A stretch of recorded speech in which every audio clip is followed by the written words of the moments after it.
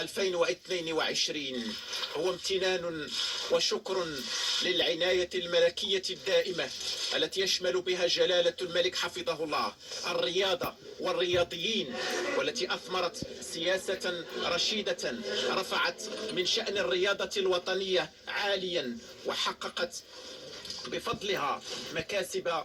وإنجازات للتاريخ تشكل مفخرة أجيال وأجيال. هي عناية يوليها جلالة الملك حفظه الله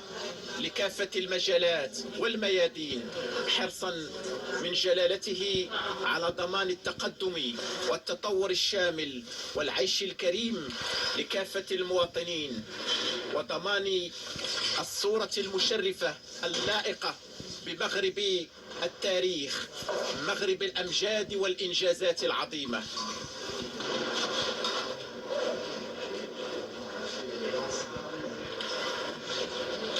كرة القدم الوطنية هي في فرحة كبرى وعرس كبير وتشريف ملكي تحظى به عناصر النخبة الوطنية، أسود الأطلس